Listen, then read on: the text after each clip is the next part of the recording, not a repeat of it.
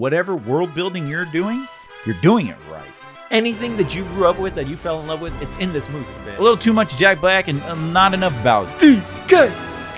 Donkey Kong! We're the 2D brothers and nostalgia's our game. We're not like the others who get all the fame. When pop culture's in trouble, you can call us on the double. We're faster than the others. You be hooked on the brothers! Welcome back, friends and family, to a super episode of the Back to the Basics show.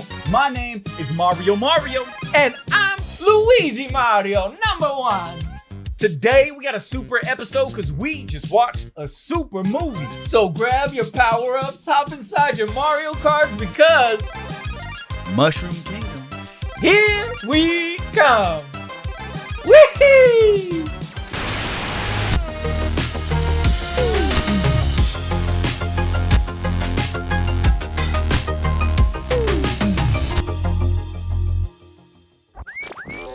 Here we go. I cannot believe we are in the dojo once again.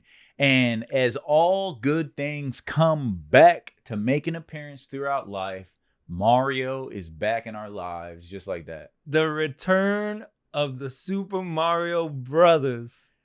Crazy, bro. This is probably one of the greatest comparisons from the first attempt at a film in the 90s with the Mario Brothers movie to this is just like...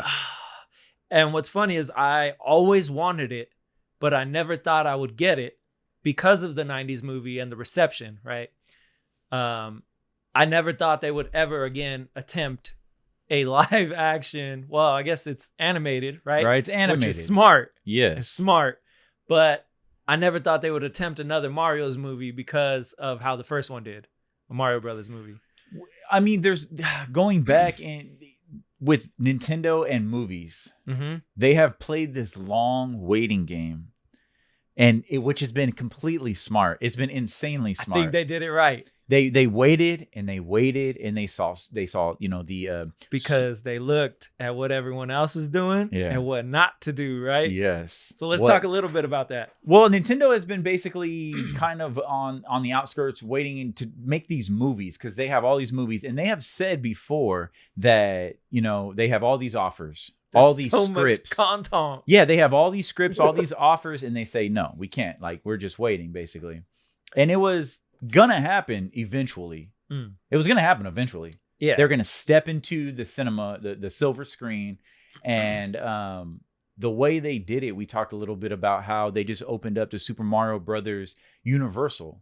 Yeah, and you were kind of showing me how it's all Universal, it's all produced by Universal. Park. Yeah, Skywalker Sound. Yeah, Universal. So it's like with Illumination. So Nintendo partnered and chose Universal, Illumination, Skywalker Sound, they chose which is interesting because I thought, this is just me, Skywalker Sound. It's Disney. Isn't that Disney? Yeah, it's Disney. But because Skywalker Sound is so big, you'll see that they're in a lot of movies that aren't even animated. Like a lot of the movies, if you go towards the end, it'll show the end credits and it'll show Skywalker Sound because they kind of outsource their studio in a way. Their quality. Yeah. Their production. Everyone wants to go to Skywalker Sound because of the production. Yeah. How well it's done. So they utilize that. So it's almost like a third party. They just go and they get all their needs met there. But I do think it's very interesting that they decided to partner with Illumination because if you look at the poster, it says Nintendo plus Illumination Super Mario Bros. Movie. Yeah. And I was like, that's interesting. The partnership is amazing. Yeah, it's really great. The graphics, I said this when we were watching the film in the dojo, the graphics, just the way the movie is presented, will stand the test of time. In 10 years from now, no matter where technology goes, this movie will still look good. That was one of the first things that I noticed because there's so much going on in the movie and we could talk about that a little more. But one of the first things was the grain on Mario's the fabric and his hat. And you can see the stitching. Bowser's skin, the scales and everything. I was just like, look at the detail. And it's so detailed and it's done in such a great way that I'm happy And I didn't know I would be, but I'm happy they kept it animated. So the original Mario Brothers movie went full-fledged live action, human, practical effects, right? Which is great, by the way, just to go on the record. It is great. I love the movie. It is great for what it is. It was a thing of its time. Everybody hates it's like cool to hate on the movie. It's a cult classic, bruh. Koopa, I mean, what was the dude's name? What's the guy's name? Dennis Hopper. Dennis Hopper. He's basically Bowser. He's King Koopa, right? His hair, his cornrows. And it's just it's definitely a product of its time, and it has its highs, its lows. It has cult classic nostalgia, pop culture references like the Mario, Luigi Mario, how many Marios?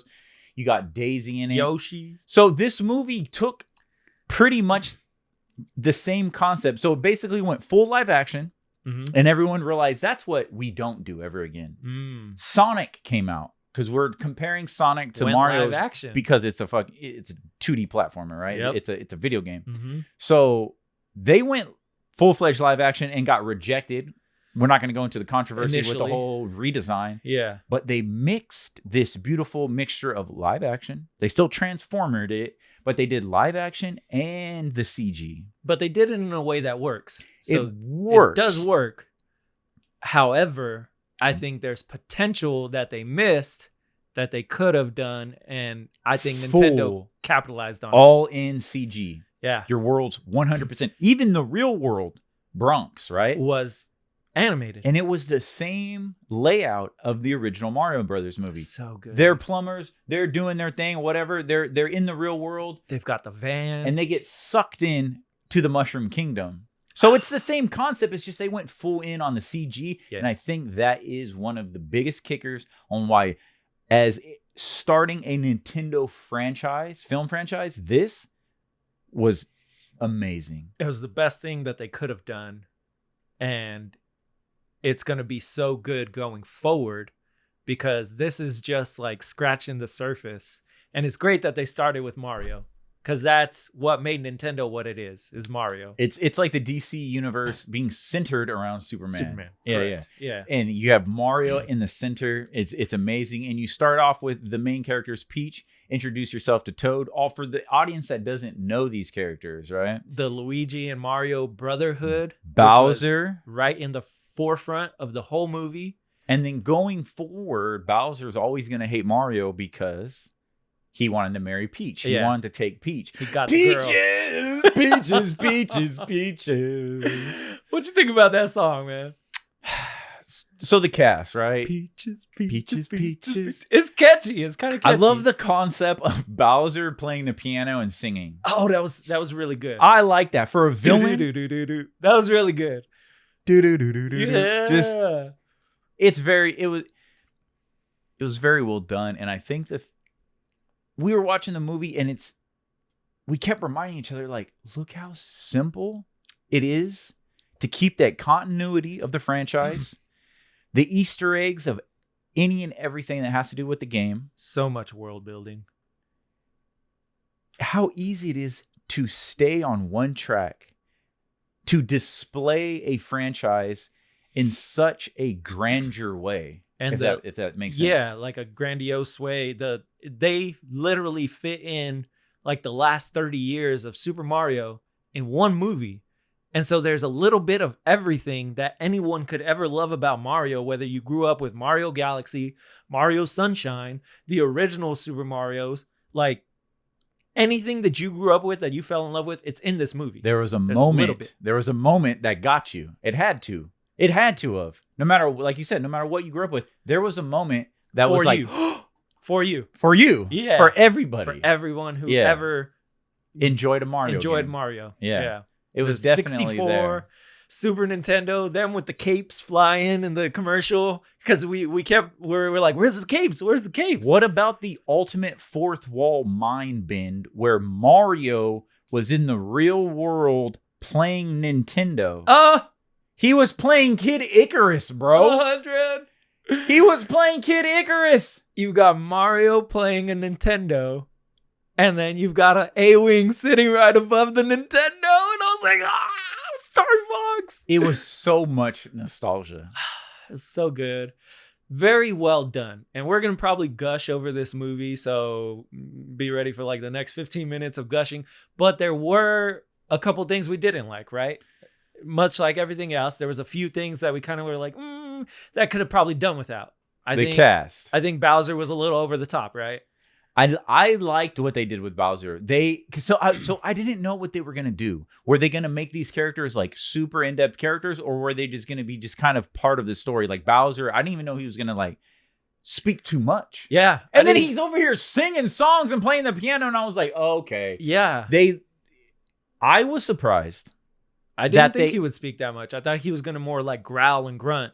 Yeah, you know, I thought I was not aware of they were gonna give Jack Black so much leeway with being Jack Black as Bowser. Yeah, it almost tipped it. Balance, right? Thanos, right?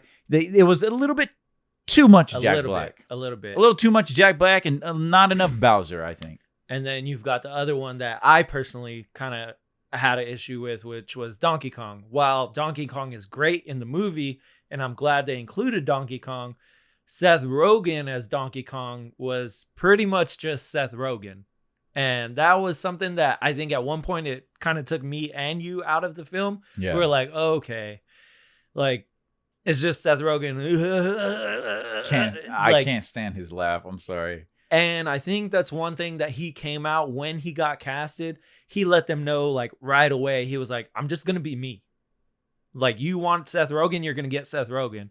And me, as someone who enjoys acting and characters and something like that, I kind of had an issue with that. I'm like, if you're hired for a movie and they want you to be a character, become the character. Maybe change your voice a little bit. Try to find out ways to do it something different than just being you. And I think Toad did that really well. Toad, the actor who played Toad, knocked it out the park. Keenan and Peele, yeah, dude, Keegan-Michael Peele, he knocked it out the park. You can't even tell it's. You can't tell it's him. I think there's some digital editing in there, probably, with Toad, but Toad was phenomenal. I think he did it really well. Toad was phenomenal. Peach was phenomenal. Yeah, Peach was phenomenal.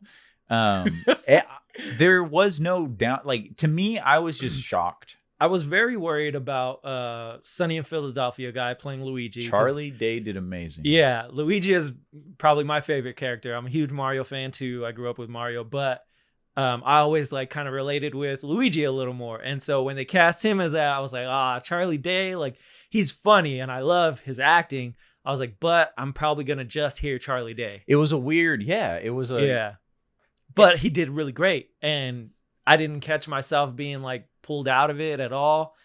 And I keep going back, and I love their brotherhood, like their relationship. What did they as say brothers. in the movie? As long as we're together, nothing else matters, or that's all that matters, or something like that. Like, nothing else can touch us, basically. Yeah. As long as we're together. As long as we're together, yeah, we'll be okay. And basically the whole movie, they get split up and then come back together with the star power and defeat the superstar power. The music was really cool. The music was on point. Everything was like, it was like a easy 9 out of 10. Don't get me started on the music, man. They did absolutely great on this. Great. Super. It was what I wanted Sonic to be. Yes. With the inclusion of, okay, so you've got nostalgia, right? Mario was made in the 80s. Oh, the soundtrack? They went full on and were like, we're going to throw 80s in there, bro. Every time one of the 80s songs came on, you were just like, what? Like, you're like yeah, and you even said that. Why? This is what I expected out of Sonic. This is kind of what I wanted, because they even, in the trailer for Sonic, they put in 80s music for the trailer, but then nowhere in the movie was it there. This movie, they had an action sequence. Want a hero. Yeah. That song, I feel like, is so overdone, specifically in the superhero fast food cinema world. But it's like, that just fit perfect. It worked really well for this. Perfect. And it took me back to Short Circuit, because that was probably the first time that I saw Short Circuit, I think 2, where he's like, Johnny 5, and he's like, he's running down the street, and it's fucking, that song's playing. And it's epic. It's epic. And so it brought me back to that. So it was kind of like a nostalgia thing. And Mario running and jumping and failing and having to re-up on the mushrooms. And it was just really great. It literally emulated the player experience. Mario would fail and repeat the process to beat the level. To try again. To try again. To continue. And and it was just so well done. It was tasty. Even when he failed, was tasty. They had the music when he would like they had all that. It was everywhere. And then not only just to have the Mushroom Kingdom, you have your main players. You have Mario, Luigi, Toad, Peach, Koopa. And you have all the other villains. The penguins. The Shy Guys, bro. They were creepy. Okay, so let's start this theory right from the bat. Let's get dangerous. Let's get dangerous. Dangerous. Tell me all about it. Illumination. Wee, illumination. Shy Guys are minions. You heard it here first. We said it. There's got to be something to that, bro. The scene when they're showing the Shy Guys, I think, take Luigi up to Bowser. Yeah. And there's like... They're like walking around. It's like, it looked like there was some minions inside the Shy Guy costumes. There's got to be some deep universal connection between minions and Shy Guys in the Illumination universe. They like waddle the same, or they like move it's the same. something. I don't know, man. I could be completely off my rocker, but I got to get dangerous. Yeah. That was really cool. Another part that I really liked is like that they split them up, right? You saw Luigi go to the Darklands and they give him the flashlight and Luigi's mansion. And there's just so many little tiny Easter eggs like that in the movie to where it references something. And not only building the Mushroom Kingdom, but we got to go outside the Mushroom Kingdom. DK! Donkey Kong! 64. Yes. We go to DK's jungle. 2-3 seconds into that theme. DK, right? Eddie goes, that's the theme song to Donkey Kong 64. Donkey Kong 64. And I was like, I don't know. I never played Donkey Kong 64. Okay. So I was like, I don't know, but I feel like I've heard this before. Yeah. And sure enough, credits roll. Donkey Kong 64. Yeah. Original theme. I was just like, bro, we got introduced to so many of Donkey the Kong characters, world. like the family. Cranky Kong. I'm guarantee you that was Funky Kong. Yeah, with the white jacket and the blazer and the sunglasses. It had to be Funky Kong with bleached hair, dude. And that was the other 80s track, right? I think when he hops on the cart. Yeah, he hops on the cart. We get introduced to kart racing. Mario Kart Racing. That was really cool. I liked that they kept it with the Kongs. That because you got Diddy Kong Racing, right? Mario Kart Racing. Especially you, Diddy Kong. Remember when Cranky Kong said that? Just called Diddy Kong out. And he was like, You got Dixie Kong right next to Diddy Kong in the crowd. That's the middle of this arena is literally emulating Donkey Kong, the original introduction. They had the red rails. Jumpman, which became Mario. And Jumpman's even in the movie. Yahoo! The original voice actor. The original voice actor. He's playing Donkey Kong. Yes. He's playing Donkey Kong at the beginning and he goes, "Wahoo! Wahoo!" It's perfect. Remember? He goes, "What about the voice?" Yeah. Mario and Luigi's like, "What about the accents? Is it too much?" It's perfect. Oh, everything was so tasteful. They even had underwater when they go in the water.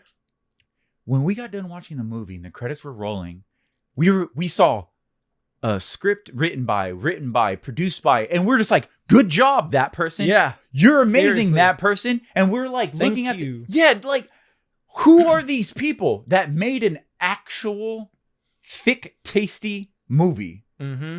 Where are these people at in Hollywood? And the great thing about that is it makes me want to go back and rewatch it to see what else I missed.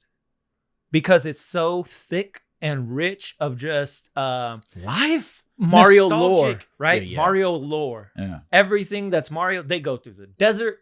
You see the pyramids and the Up, desert. down, upside down, as above, so below. Mario.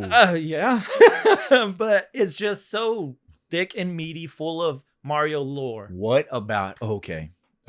We've got a little dangerous, but the Mario Galaxy little spirit character that was in the cage. Oh, no. What was that? Death is imminent. There is no light, only darkness. I think he was. Everything that or character she, or said whatever it was like, that character was like outside the Matrix and just like reminding the audience. You know, that character reminded me of the little kid in the Matrix that was like, there is no spoon. Yeah. That's what that character reminded me of. True. And it was just like everything it said was so profound. And it like, it was on a different wavelength compared to every other character in the movie. And what it is it was saying negative things, right? But in a positive like tone. In a positive tone. Yes. So it was weird. It messes with your mind. It keeps you weird. inside the mind box. And so that character was very interesting. But you see everyone hated that character, right? Because they were like, shut up. Like, why are you being so negative?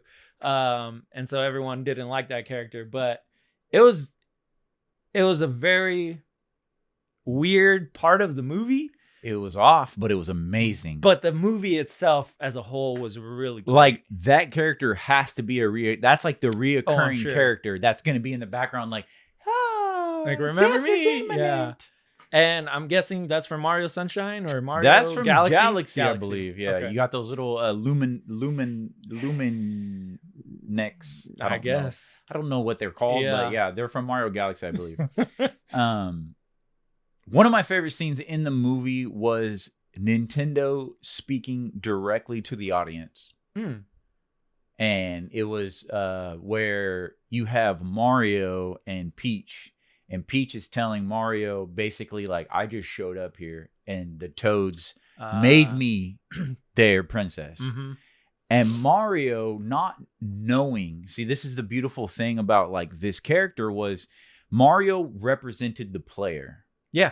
Because you get to look through the Mario's eyes, right? As a viewer. It was when you sit down and play Mario, whether you're in the original generation or some of the newer generations, when you sit down as a human, as a player, and play that game, you fail, you learn, and you go through this journey, right? Mm-hmm. And Mario, basically, the way they wrote the character, he was the player. You are Mario in a way. They player did it very. They did. Yeah, you were player one, and when Peach says like, "Hey, I don't even know where I'm from," Mario is so narrow-minded in a way compared to Peach, because Mario goes, well, maybe you're from my world. Yeah. Because that's all Mario knows. He just assumes that, hey, you look like me, right? You look similar. World. You must be from my world. And Peach, it's like Nintendo spoke directly to the audience when Peach goes, there are galaxies of worlds. She was like, who knows how many worlds are out there and how many galaxies? That to me was Nintendo letting the audience know this is only the beginning. Mm-hmm. We have so many stories of so many worlds of so many different franchises that are going to be accompanied into one universe.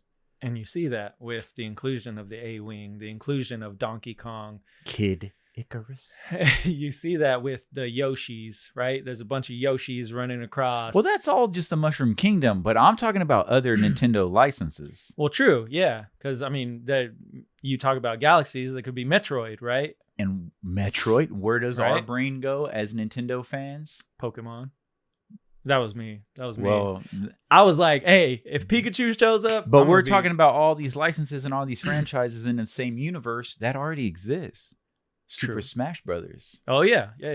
So if Nintendo wants to world build, galaxy build, they have it all in front of them. And if they marketed and did this movie so well as a launching off point for all of these licenses and all these franchises, that tells me and reassures me, like, no matter what the next trailer or the next movie that comes out, I'm buying a ticket. Yeah. You're sold. I'm sold on whatever world building you're doing. you're doing it right. with this one movie. So just keep doing what you're doing or what you did in this movie, because you have Zelda, Star Fox, Donkey Kong. And it's gonna and if they world build for 10 years into a Smash movie where they bring all of these franchises in a giant tournament with this big story, it could be like some DBZ tournament of the freaking Tournament of Power. Yeah, like, and I'm sure Kirby's coming down the way. oh, bro, I didn't even think. I bet you I they're didn't gonna even do think Kirby. about a Kirby movie, bro. It's gonna be so easy to do Kirby. Like, if they do Kirby the same way they did this, like, well, easy, bruh. the hurdle is, are they going to give Seth Rogen a DK movie? I think 100%, yeah. Are they going to give They're Seth gonna. Rogen Yeah. a DK movie? Because I don't think, as much as we had an issue with Seth Rogen being DK or just being over the top, right, being Seth Rogen, I don't think everyone else met it with that same. I think people love Seth Rogen. People they love his laugh. his voice. They love his laugh. It's iconic, and I will admit that. So people recognize him for that. So being DK, now it's associated with Seth Rogen forever. It will be just like Bowser with Jack Black. Forever.